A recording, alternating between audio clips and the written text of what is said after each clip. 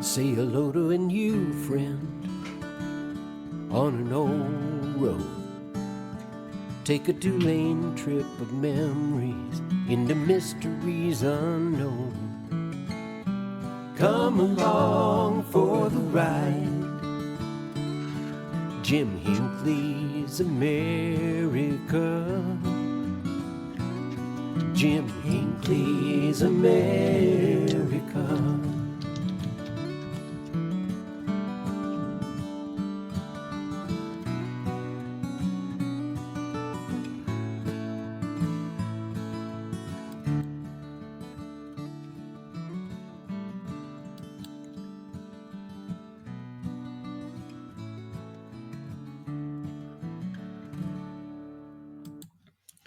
Hey, good morning, my friends. We're going to take a little bit of a detour, if you will, from road trips and get on the information superhighway, as some people refer to it. This is a kind of an important subject, and Jim Featherstone and Olivia, they're the best ones I know of to talk about this.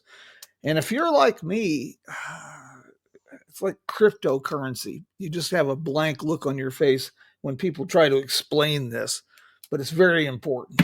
So we're going to talk about security today because all of us, unless we're an Amish farmer, chances are we use the internet. Hey, Olivia, Jim, how are we doing this beautiful morning? Good, how are you? Oh, you know me, I'd have to be dead a week for it to get better than this.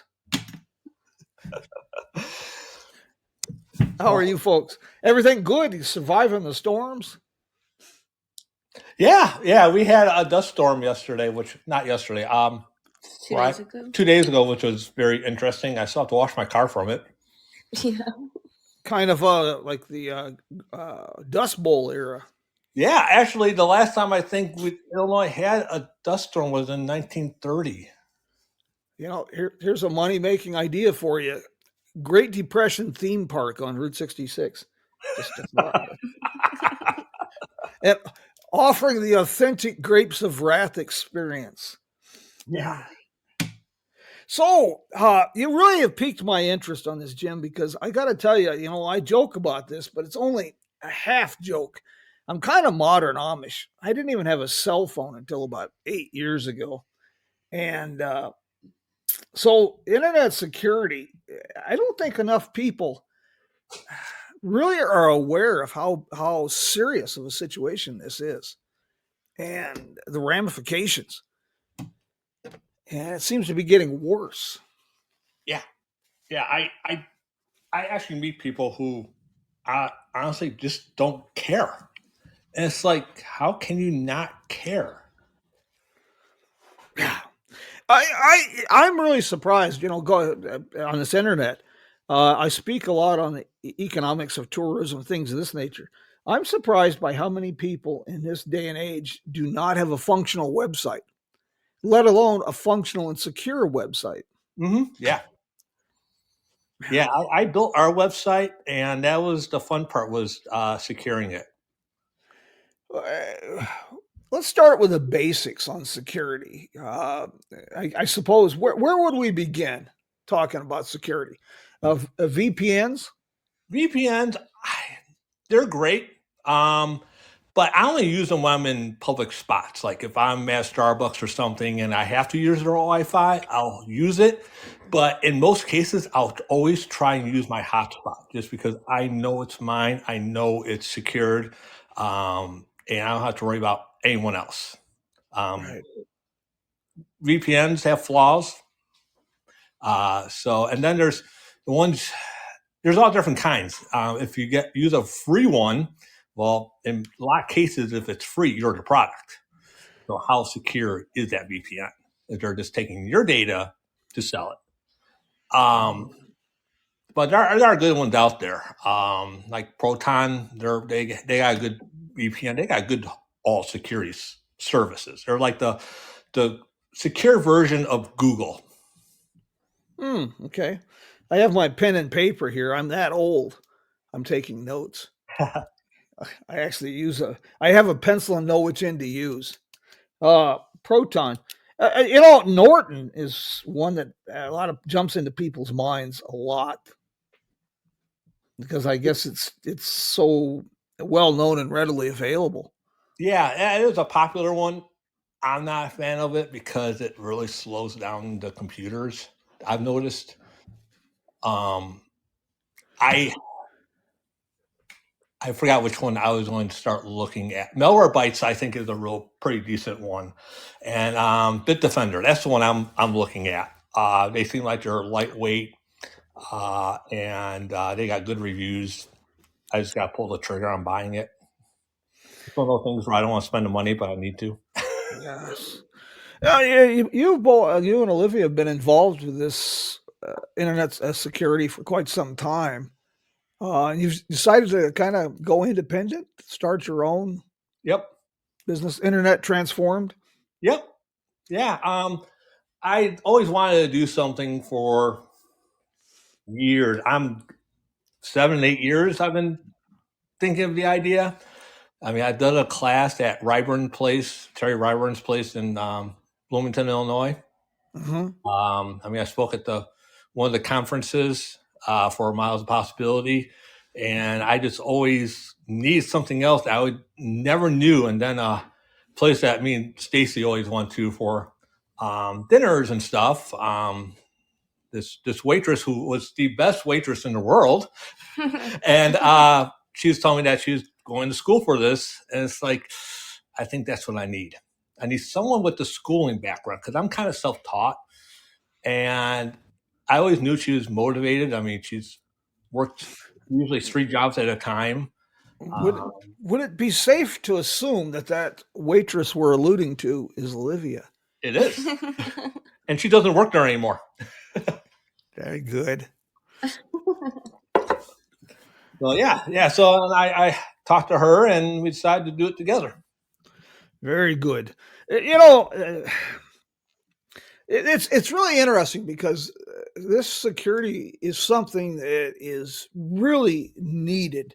But I have a feeling that probably your biggest problem is number one, educating people, and number Yes. two, selling people on why they need your services.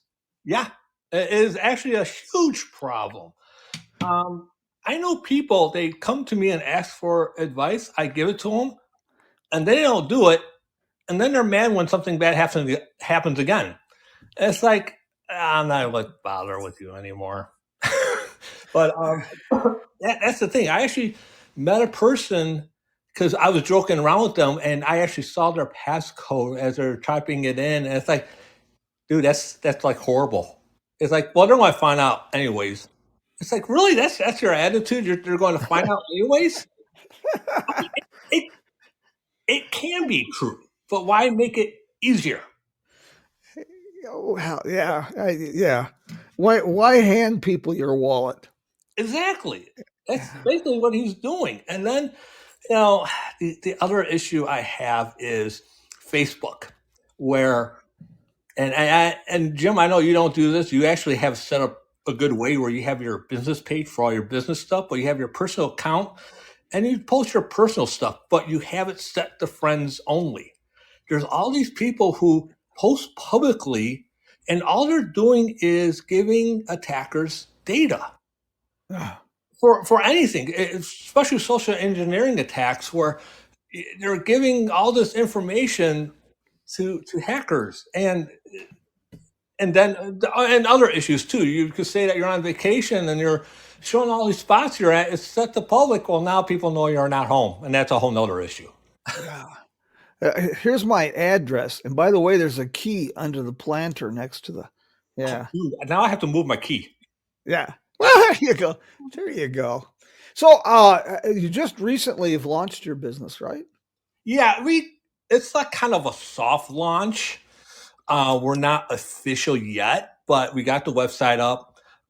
We did a webinar in January, which we're going to do another one in August. It's going to be along the same lines.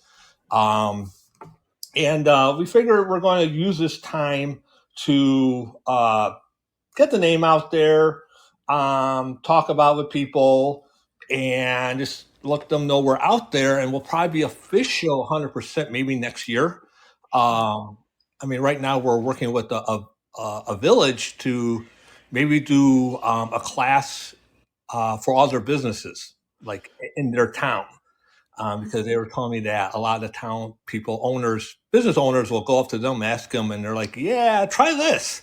So we'll give them a class, and we'll give them like basics that will definitely help them.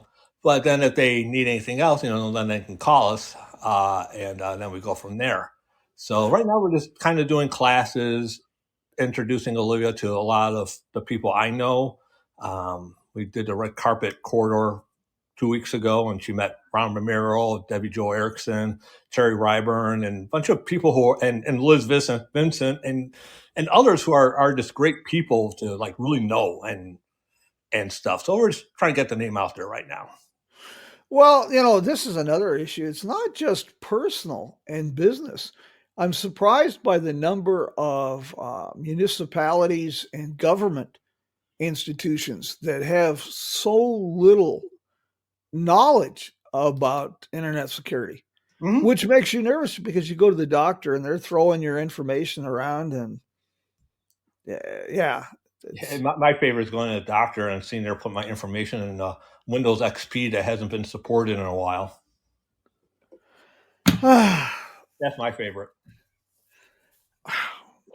Well, first of all, let's do this. How do people get a hold of you if they want to talk about internet security and your services? They can email us at info@internettransformed.com. And then we have, I have to look it up. We do have a business line, but they could reach us at my, I can't think of my cell phone number right now. I set up. Give me a minute. I can do that. Identity theft is something we hear a lot about, but I don't think people really comprehend how serious this issue is. No, they don't. Oh, here's my cell phone number. It's 331-304-3493. That'll get to me. The info at internettransform.com, that goes to both of us. But yeah, identity theft is an issue. A lot of people will joke around, oh, my credit's really bad, they're not going to want mine. It's actually kind of more the opposite. Your credit's bad, your information is going to be sold a lot cheaper on the dark web than someone with better credit. That'll probably be a couple $100s to buy. You got crappy credit, maybe $1 or $2 to sell. Well, let's talk about that. We hear this a lot. What is the dark web? A lot of people have a misconception about the dark web. They think it's just for illegal stuff. It's not. A lot of journalists will use it for protection because they don't want their identity known when they're investigating something. And you could find all sorts of things, and it's usually an address at .onion because it's called the onion router. If you think of internet like an onion, you got your outside layers, which is like the stuff we see daily, and then you just go layer, deeper into the dark internet. So that's the best way to describe how the dark web is. But yeah, there's a lot of legal stuff on there. You use a browser called Tor, Tor. It's an abbreviation for the onion router. But if you do not know what you're doing, do not go down there. Even for the stuff that's legal, I would not ever go down there. It could be dangerous. You might see stuff that you don't want to see. It's not pretty. But like I said, there's good things about it too. I think that Proton, I actually think they have a website on it too, if I'm not mistaken. I think it was them. But yeah, it's just what we see everyday internet is the tip of the iceberg. And then you got this big iceberg below the surface of the water, and that's the dark web. It's so hard to comprehend. We all have use the internet, even people old farts like me. It's part of our life, but we don't really understand what it is. And AI is really starting, I think, to complicate this. Yes. Uh, One of the things I was reading about recently was people seizing properties, titles, things of that nature, and it's amazing how antiquated in most county services are, uh, county taxes, and how easy it is to obtain a property title. What can be done to protect a person? On this is just one example of what's happening. Um, so years ago, I actually came across a very strange way a person almost lost their house. So an attacker actually gotten into their email and didn't do anything horrible to the email, but what he did was, or they or whatever, they forwarded all the emails from the loan bank to his. They copy it to his and send it to him. So the people who actually had the email address never knew this was happening. And before they knew it, someone took a loan out against their house because of this. So that's like one of the things that people need to check in their emails every so often. Just check the settings, check the forwarding. If anything is being forwarded, there is definitely delete it, resecure your email. And and that's the thing about email. It's people joke around. They have these email addresses like hot babe at gmail.com, but the emails are the key to our lives now. Yes. You could really destroy a person's life just taking over their email alone, and that's probably just as important to secure than your social security number. Um, I mean, you got to have a good password on it, two-factor authentication. Check it every so often. Just make sure the settings are right. And if you really want to get down and protect your stuff, invest in security keys. You should have at least two of them and one on your keychain, and then keep one at home. But that security key is going to be your best protection. I mean, you're logging on your computer, it'll ask to authenticate who you are. You put that physical key in your computer in the USB drive, and then you're in. I was not even aware of this. Yeah. This is intriguing. Security keys. Yep. I've been hearing a lot about pass keys, but security key is something new for me. Pass keys, I'm not sold on yet because they're trying to push it, but there's a lot of issues with pass keys right now. Let's say you have all these pass keys and they're assigned to your cell phone. You can't. And let's say you're an iPhone person and you want to switch over to Android and you got pass keys. You can't transfer them, so you have to redo every single account individually on your new phone. And a lot of companies are saying, "Oh yeah, pass keys. You don't have to remember a password," but yet they still make you create a password. Google does that. They have you set up a pass key, but yet it still wants you to have a password. It's like, okay, you're defeating the purpose here. So I'm not 100% sold on them yet. Before that, for those few reasons, I'd rather have a password and a security key. To be honest, that's just my opinion. Well, how does a person go about setting up and obtaining security keys? That seems pretty interesting. Ubiquity has them. If you go on Amazon and look up security keys, there's a lot of different brands out there. Google makes their own. I think it's called a Titan. Ubiquity is the one I use. And you just, Amazon supports it, email supports it, Facebook even supports it. Even though people joke around, yeah, Facebook, ha ha ha. But if someone gains access to your business page or Facebook, again, you're kind of screwed.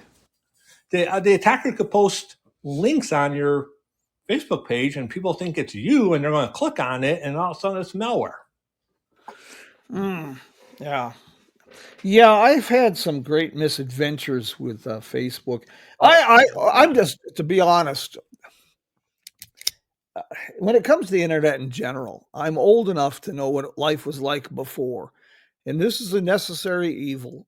But Like I would insurance. never, I would never want to go back to writing books like I started with a 1948 Underwood typewriter.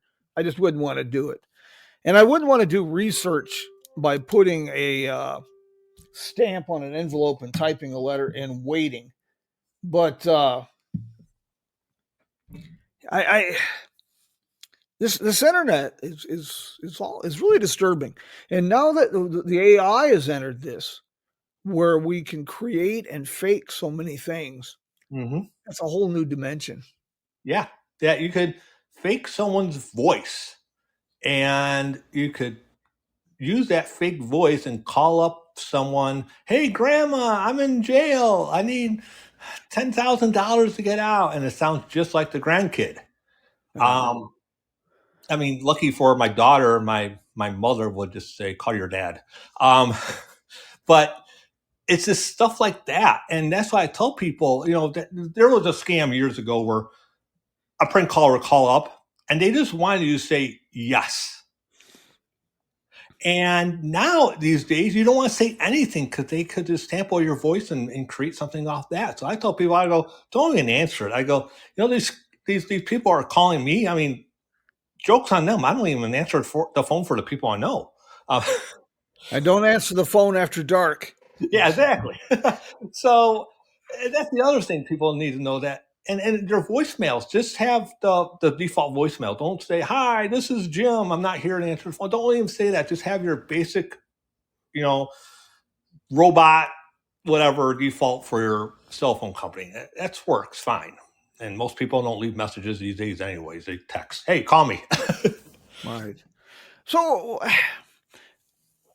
where should a person start if you've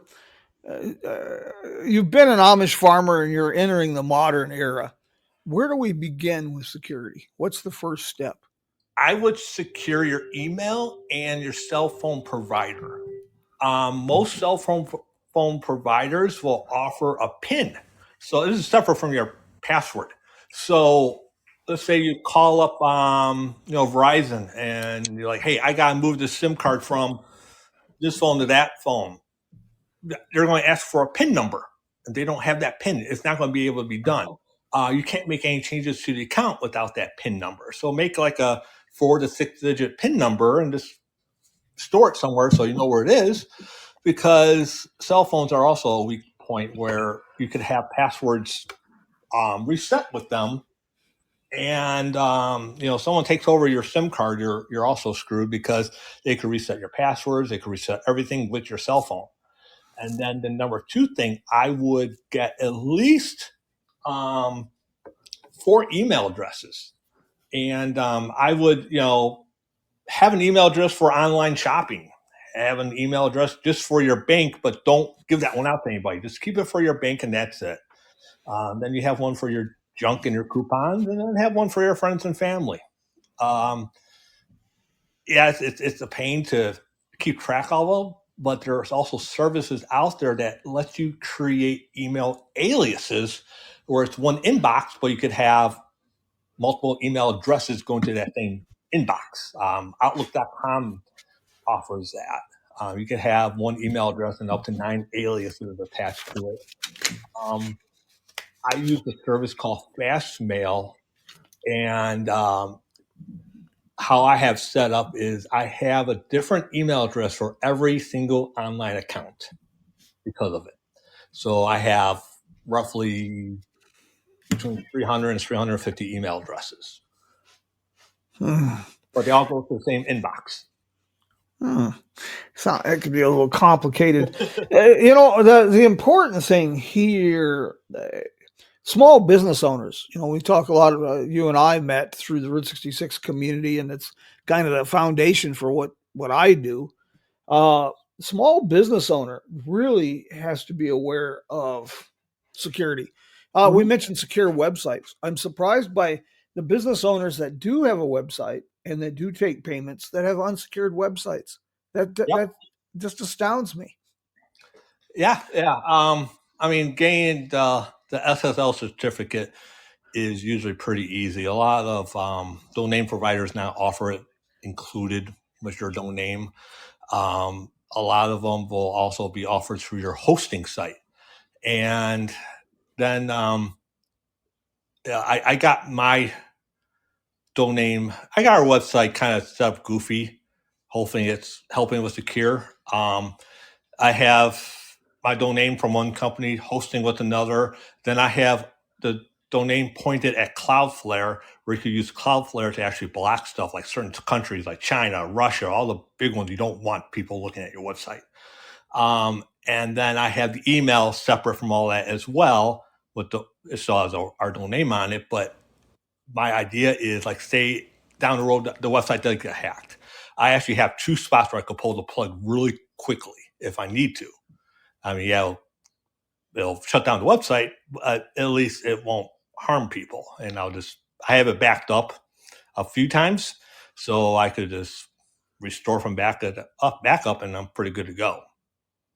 Very good. This is all. Say it's all. Yeah, this is going to be a lot to chew on. I know most of the folks listening are, we're in the same boat here. This is some of what Jim's talking about here is sounds like it's Mandarin Chinese, or you're talking to somebody from Mississippi. It's a little hard to understand.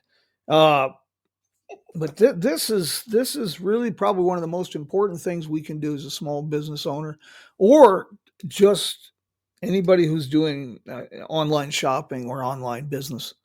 Yeah. Especially business owners, they need to have their sites secured. I mean, if social media, anything that people are going to see, they need to have secured, and they just can't have, the password Route 66 roadie number 1 or something as their password. Um, I got a funny joke about that one. When I did the conference, I gave an example of password you want to use, and I said something with 66. I had someone come up to me after the class and said, you got a little too close with my password. It's like, dude, that's not good. God. No. That was funny. Funny as haha, but hopefully that person changed it. But yeah, it's just basic stuff to secure your stuff. Assume in cybersecurity there's zero trust. Just don't trust anything. Double check everything, and double check every so often. I mean, there's so many extra tools to help you out. Some are free, some cost money. Like password managers. People are afraid of them because all your passwords are in one spot, but it's encrypted. And as long as you have a good master password, you're going to be fine. Just don't have something you reuse.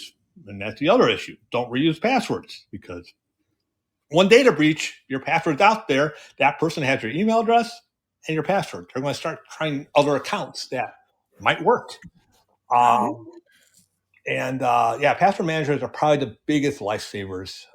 Me and Olivia use one.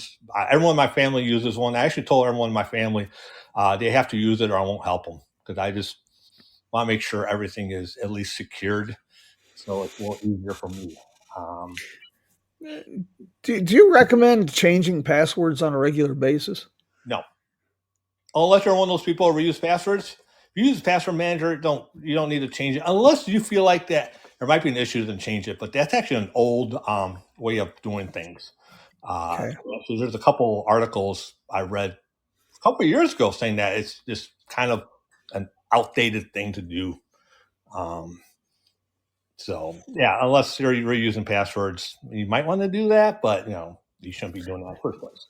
Well, I'm glad to hear that, because I do a lot of work for corporate clients and different things. And I have a notebook I keep with about 1,700 passwords. So if I was to change those every month, I could spend a month changing passwords. Yeah. I was just curious about that. Yeah, it's an old practice. So I don't do it. I mean, I got passwords. I kept the same one for like a couple of years. The only one I really change, I'll change like maybe once a year is my bank and my email. Even though they're my password for my email, I think is 40 to 45 characters, and Yeah. it's just peace of mind when I change it. I probably don't need to. Yeah. Olivia, may I ask where you went to school on this? I'm at College of DuPage. Ah, okay. Yeah, I went to COD and then NIU and then back to COD. It's really refreshing to see. Well, when I say a younger generation, at my age, that's anybody under 60. But having the ambition and providing a service, that's really something. Jessica says her employer makes her change passwords every 45 days.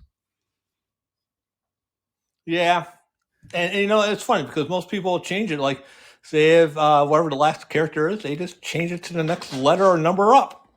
I mean, and then you got the other issue is these people who do change their passwords, then they forget it. They forgot to write down. They have to call their support, put a ticket in, and get back in, and change the password again. And then the next morning they go into work. They have to do the cycle again because they lost that piece of paper. God. Yeah, it's gosh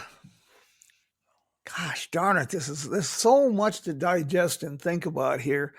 But this is such an important issue. And, professionals like you and Olivia are needed because this is a subject we can do the basics, passwords, things of this nature.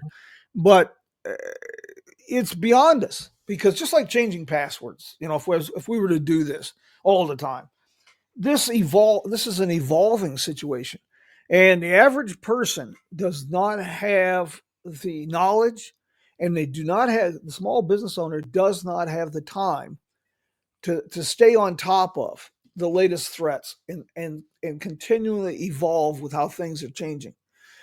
Jessica asks Olivia, how long did you have to go to school? I still am currently in school. So this is going on my 5th year in college. How much longer, or is this something? She should be graduating what next year? Year Like, after? so I'm supposed to be finished at COD in the fall with my associates, and then I think I have a year and a half to get my degree. Okay. And that's the one reason why we're not launching 100%. And after hanging around with her for the last couple months, she's not going to stop learning. I could see her just taking more and more certificates and keep on learning. It's going to be a never-ending thing for her. I don't see how you could stop. I really don't, Olivia, because this is constantly evolving and evolving at the speed of light. Yeah. The new technologies develop, and as soon as the new technology develops, there's a new bad character out there that's trying to figure out how to exploit it. Yep. That's why it's important to keep your stuff updated, your computers updated, your phones updated. If your devices can't get updates anymore, you're going to have to spend the money to get a new device. And it's either you get a new device or you have something bad happen to you. I mean, Yes, I'm at that point. I'm going to replace the Dell here. I just realized time flies. I thought I'd had this system about 5 years. It turns out it's been almost 10. wow. Yeah. So chances are I need to do something about that. I'm one of the old timers that if it's not broke, but that doesn't apply anymore. No, it doesn't. I mean, cars these days could be hacked. Anything could be hacked. Yes. Yeah, anything that's really connected online, yeah, it's hackable, sure. I've been reading about some of the car hacks. It's kind of fascinating. Highway signs that are being hacked, digital signage. Um, and like I said, as far as I can see, the only way to be fully assured of not having these problems is to become an Amish farmer. But Yeah, and that, there are days I want to head that way, just go and live in the mountains and just cut everything off. trust me, yes, I think of it often as a career move. But that creates a multitude of other problems, like trying to survive in a digital age. I envy my dad. He's never touched a computer. I resist technologies to a degree, but just like with automobiles, we go back to the 1890s, 1910 period. If you were a teamster or blacksmith, you could make a pretty good living. But by 1920, the writing's on the wall. You've got to adapt or die. Yeah. And that's I don't know how a person would survive today. And it's funny because I hate change. I Yeah. really hate it. Well, no, I hate change. And fortunately, most of the vending machines now take dollar bills, so we don't have to worry about change. Anyway, that's another subject for another day. I can't help myself. Well, I could, but Yeah, and the thing is, not everyone is. No one's safe. There is a cybersecurity expert I like to follow. He's actually very, very smart. His name is Troy Hunt, and he runs this website called "Have I Been Pawned?" And pawned is PWNED, so it's Have I Been PWNED.com. And his website's really cool. You put in your email address, and then it will list every single breach that's associated with that email address. So you see, 5 email companies, MySpace, that was a big one, even though no one uses that anymore. But I mean, every day there's something new, but he keeps track of all that data and uploads it to his website. So you can see if your email address has been affected. And if it is, you got to, make your changes. And it's free. I'll check. That's a very good resource. Yeah, but he even got hacked. His mailing service for his like newsletters and stuff. I think it's something Chipmonkey or something like that he uses, and he got hacked. It happened. It just shows that you could be one of the best security people out there, and stuff can still happen. Oh, that's reassuring. It really is. And this AI that's coming in now. And of course, that's such a large blanket term, artificial intelligence AI. But this is changing the speed of evolution on both ends, on what you can do with AI and what it's doing for the nefarious characters. It's really escalating the speed of evolution. Mm-hmm. And these people from other countries are making their emails sound better with AI. Before, you could catch a spelling mistake and here and there, and you're like, yeah, this is probably fake. But now they're Yeah. using AI to make it sound perfect, and it's getting really scary. And that's why I tell people I don't ever click on a link. You get an email from Amazon, hey, update your credit card or your package won't be delivered. Go on Amazon yourself, the URL, or just go on your app or whatever and check yourself. Don't ever click on the link. Check, going the correct way. The old adage, I wouldn't be paranoid if they weren't out to get me, is there's such a thing as a healthy dose of paranoia. And I think that's very applicable to what we're discussing. Be paranoid. Mm-hmm. Yeah, I think Olivia's learning how paranoid I guess at times. I'm shocked she lasted this long with me. I haven't drove her nuts yet, but Well, it's still early in the relationship. it really is. I mean, she has my wife to lean on. They gotten pretty close to stuff and friends, so that helps too. So if I annoy Olivia, she could just go to my wife. Jim's annoying me. Can you just smack him across the head for me?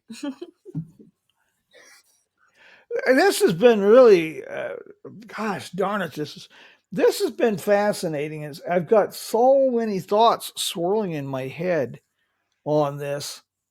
It's overwhelming. Yeah, yeah, and the small business owner,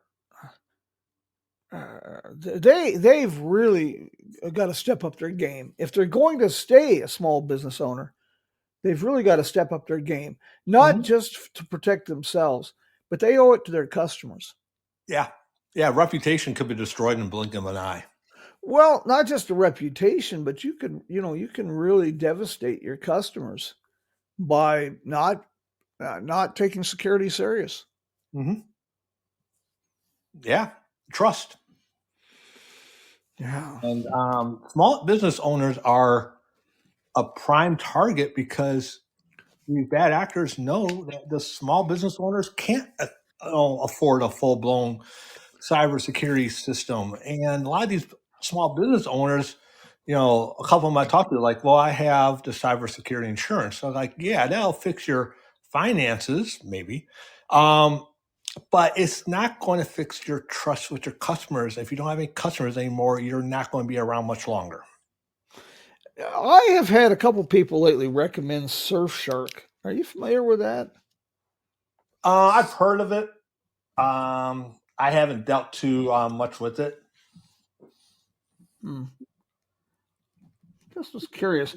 That was recommended to me by people who, small business owners, and anyone who deals international business. Hmm. I was just I curious.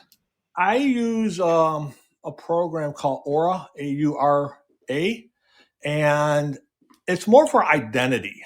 Say if someone steals my identity, they take care of things, but they also monitor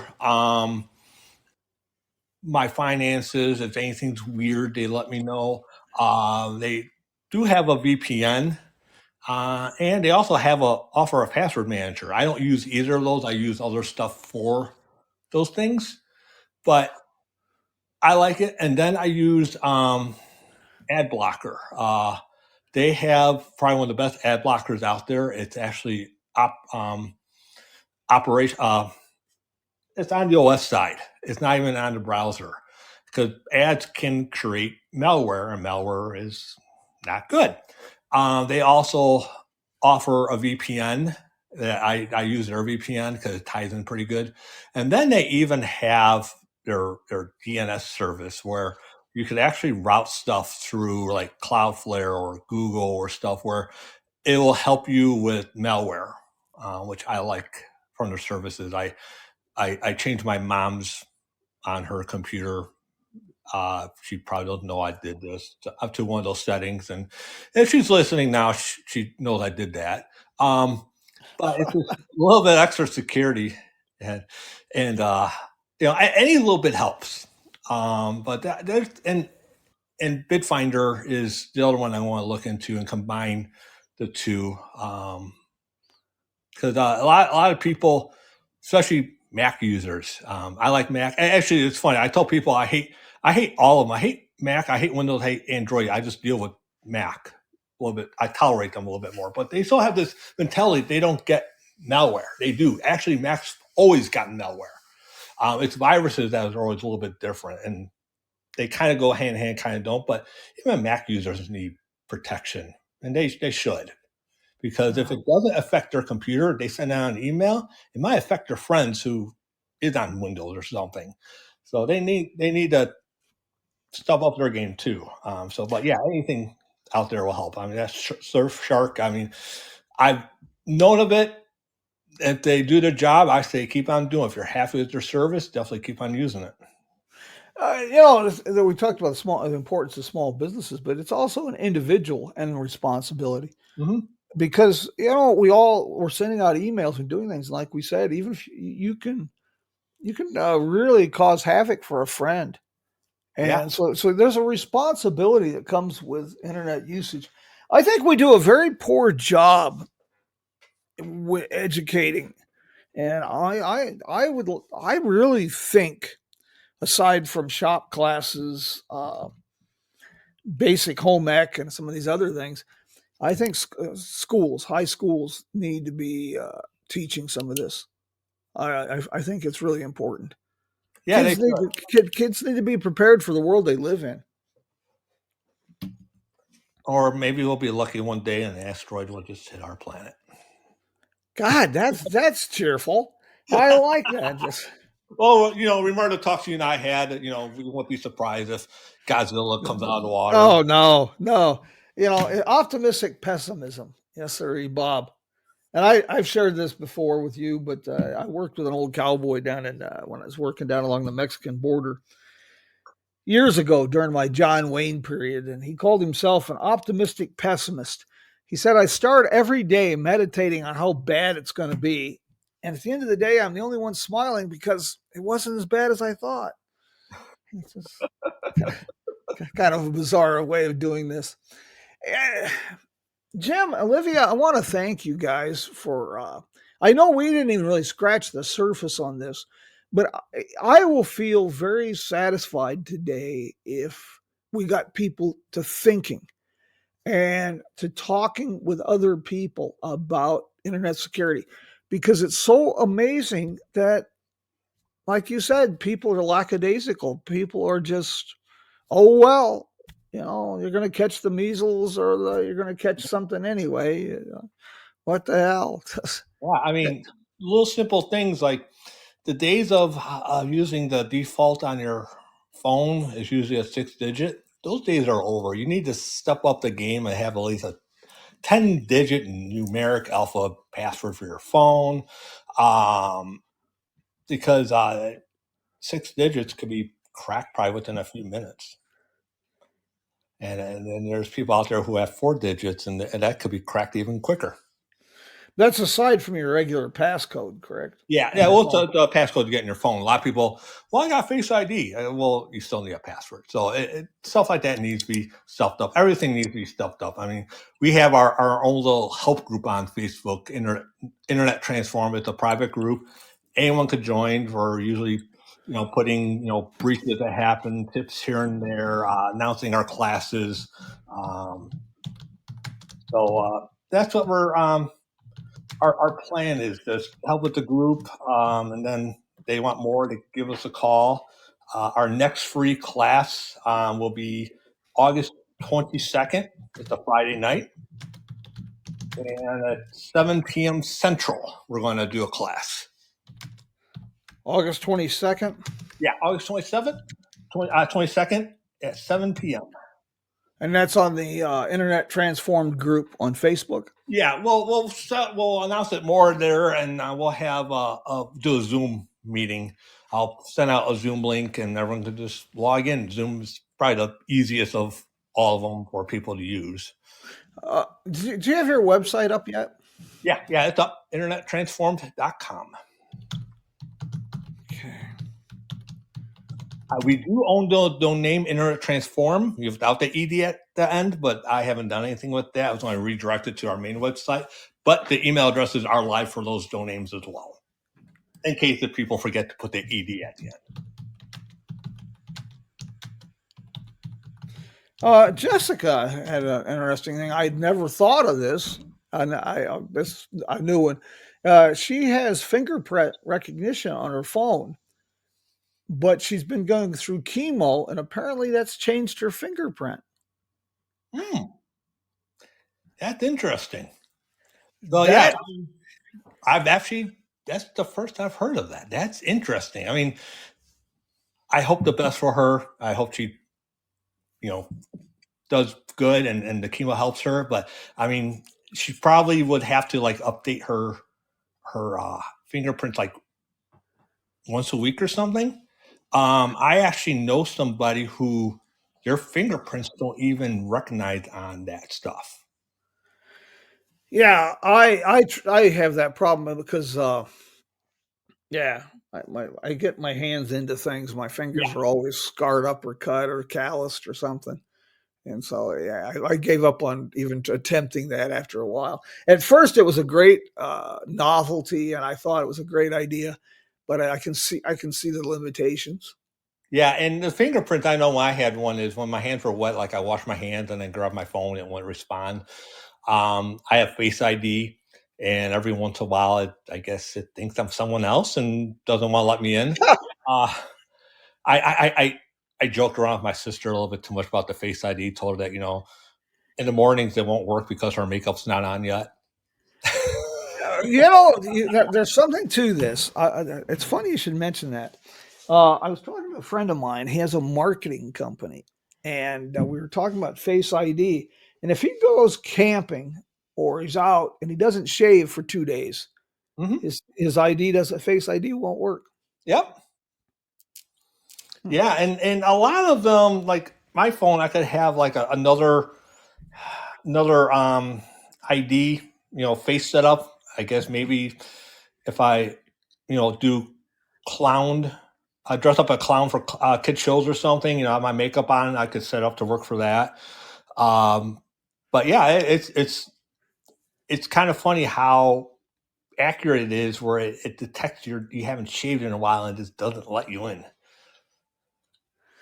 Yeah. Probably only half the audience has that problem. Anyway, that's another story. But Jim, Olivia, I want to thank you. This has really piqued my interest, and I want to really encourage people. When I post this later today, when I publish this, I'll include the website information about the next free class, and I want to really encourage people to give this serious thought, because it's not only about self protection; it's about protection of everybody you deal with. And I really think this is one of the most important subjects for just the average person right now. Mhm. I can't express that enough. And I'm very guilty myself. I'm very naive on this. I try to learn as much as I can, but it's a challenge. When we get older, it doesn't come as easy learning No. this stuff. And I was like, when I set up this podcast as an example, and some of the folks who are listening who are fossils like myself can relate to this. Whereas Olivia probably, this would be difficult. But when I set up this podcast, I went with Podbean because it was easiest for the guest and easiest for me. And I was told I could set this up in about 2 hours. The problem was I didn't understand any of the language. So it was like it was in Chinese. So I spent a week learning the language that they were talking about just so I could set it up in a couple hours. Yeah. So yeah, but you can learn. You can teach an old dog new tricks. Yeah, And there's it's, videos and everything out there. YouTube is a great source. yeah. Sometimes I don't even know something. I go on YouTube, figure it out, and once Olivia is done with her college, I'll be, hey, can you fix this for me? I just don't want to deal with it. Because Well, I tell her, and I don't think she believes it yet still, but she's going to eventually be way smarter than me with this stuff. I actually think she is right now. I'm just not willing to admit it yet. So, Well, this is the situation. Whenever I have computer problems or phone problems, I try to find the 5-year-old in the neighborhood to explain it to me, because they're the only it's just lost on me. I Uh, think she yeah, just gives me her phone and tells me to fix it. if I'm sure you might have thought of this already, but your classes, you mentioned YouTube. Have you thought about some sort of setting up some of these classes and doing short YouTube videos Yeah, about this? actually, so I came up with this idea because of Olivia. Where she used to work, they used to do these short little videos, and I thought they were kind of cute, funny, and straight to the point. And so I had this idea, and I already got an idea for one video for us to do.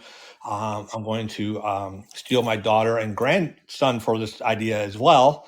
But yeah, we're going to be doing stuff. Olivia's a lot better than I am with the social stuff like Instagram. We did the red carpet a couple weeks ago, and she was just updating the stories and stuff and doing this cool stuff. And it's like, wow, I feel old. Oh my gosh, this could turn into therapy and drinking. Yeah, I'm feeling looking at old. my bar right now.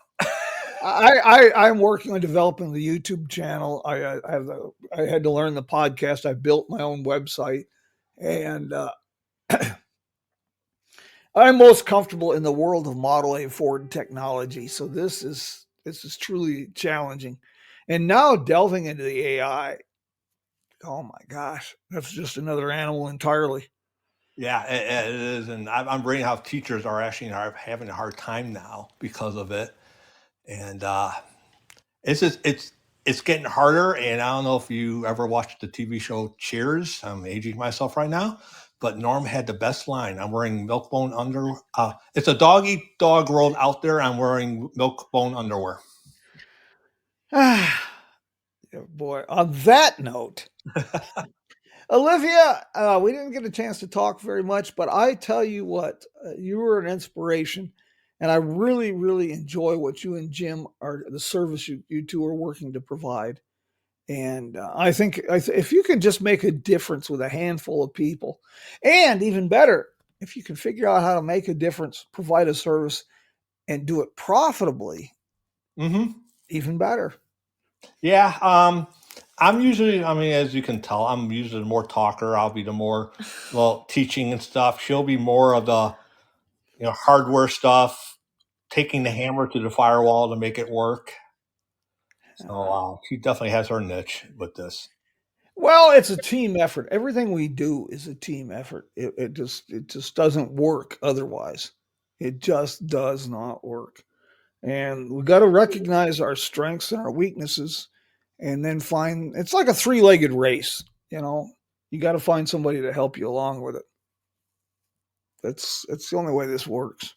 Well, yeah, like I said, she's going to become smarter than me in a few years, and that three-legged race is she's just going to be running and just dragging me behind. I'm going to be on the ground, falling and stuff. So yeah. Any chance that you two would be down at the Road Fest in Tulsa, maybe talking to business people and No, we probably won't. With her crazy schedule, she actually just started this week internship at a hospital, working with the cybersecurity. And I started a new job again this year, and so vacation's a little goofy. I'm trying to save up my vacation for like Miles of Possibility conference, and my big birthday that's coming up in September. Going to take time off for that. The big 5-0 for me. I was going to go with a 30, but I was trying to be polite. And then the person saying next to me is only 23. I remember 50 like it was just 20 years ago. Anyway, speaking of Road Fest, that's what we're going to talk about next week. I've got Wade Bray for next Sunday morning, and he's not only the organizer of AAA Route 66 Road Fest in Tulsa, which I highly recommend. It is an absolutely extraordinary event, and I'll be speaking this year at the event for the second time. But it's an extraordinary event. But Wade also has other things he's involved with, like tapping into technologies to create augmented reality, virtual reality type experiences. As an example, here in Kingman at the Powerhouse Visitor Center, he put together an exhibit with Angel Delgadillo, the fellow who is credited with really launching the Route 66 Renaissance.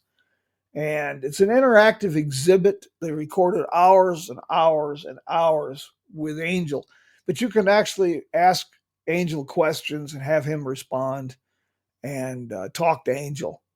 It's a pretty amazing exhibit. That is pretty amazing. So we will have fun with this next week. Guys, Olivia, thank you. And I sure appreciate what you guys are doing. And, well, thank you.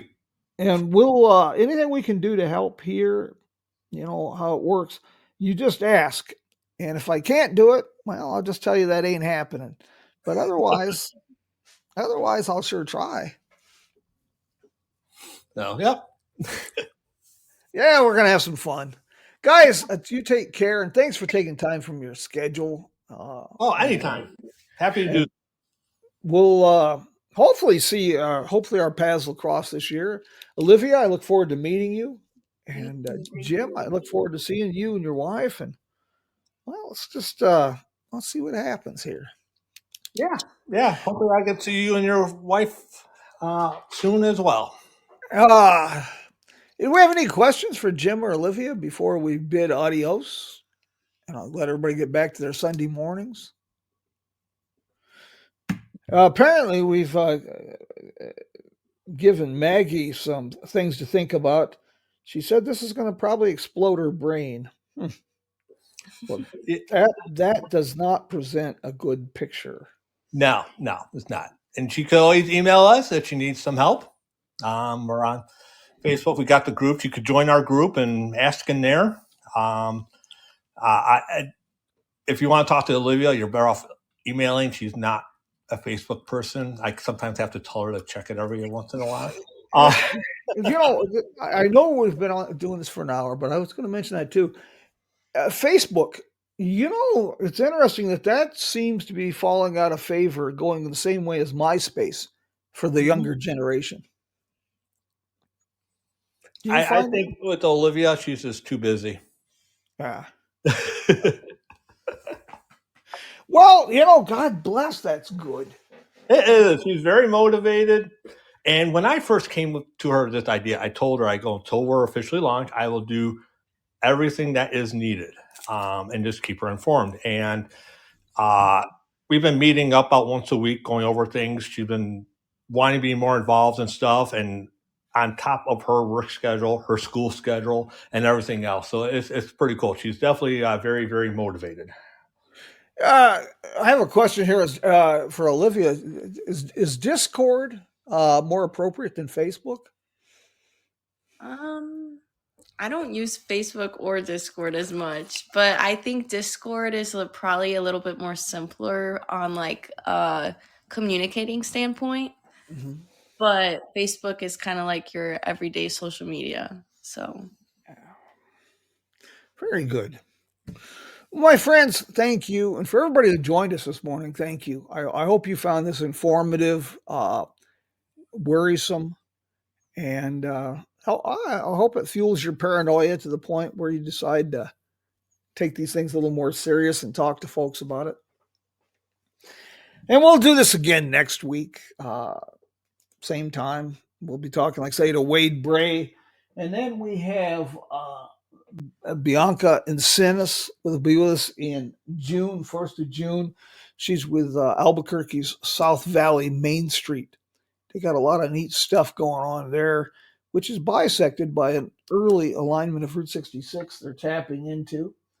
On June 8th, we're going to talk to Carl Norloff, who is working like Stephanie Stuckey. He's working to bring back S&H green stamps for a modern era.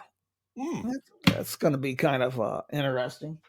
Mm-hmm. And then Chris Hill be the week after. He did, might look this up if you're not familiar, but they did a little bit of an experiment a few years ago near Albuquerque, having the musical highway, that if you drove at 45 miles an hour on a certain section of road, it would play a tune. Well, for the Route 66 Centennial, they're launching a project to put something similar in all 8 states. It might be interesting. Yeah, that is pretty cool. My friends, until we meet again, I will bid you adios, and we'll send you out with a little bit of inspirational music, road trip inspiration, or a theme song for your adventure from Joe and Woody and the boys of the road crew. And if you're out there on the road, be sure to stop and see Dave Brenner at the Roadrunner Lodge Motel in Tucumcari, or Connie Eccles in Cuba, and Vicky Ashcraft at the Enchanted Trails Trading Post and RV Park near Albuquerque. Not only, you don't have to have an RV, even though this is a top-notch RV park. They got a great exhibit of vintage travel trailers.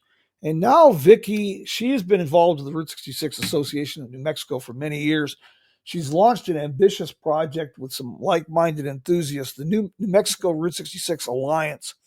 And they're putting out a centennial Route 66 coin to help fund Route 66 projects. And you can find that on her website. And of course, Angela Moreland out there in McLean, Texas, Cactus Inn Motel. She is really She's, man, talk about a dynamo.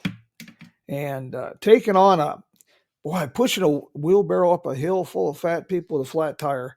I'll tell you, she's got her work cut out for her, but she's making a difference. My friends, until we meet again, I will bid you adios. Hey, and thanks for everybody for joining us. And Jim and Olivia, thank you so very much. You're welcome. It was fun. We'll talk soon. Bye.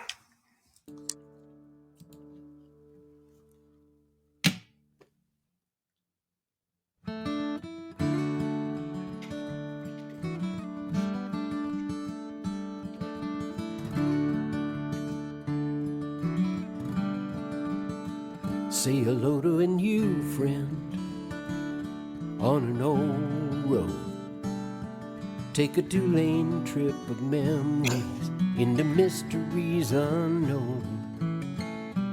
Come along for the ride. Jim Hinckley's America. Jim Hinckley's America.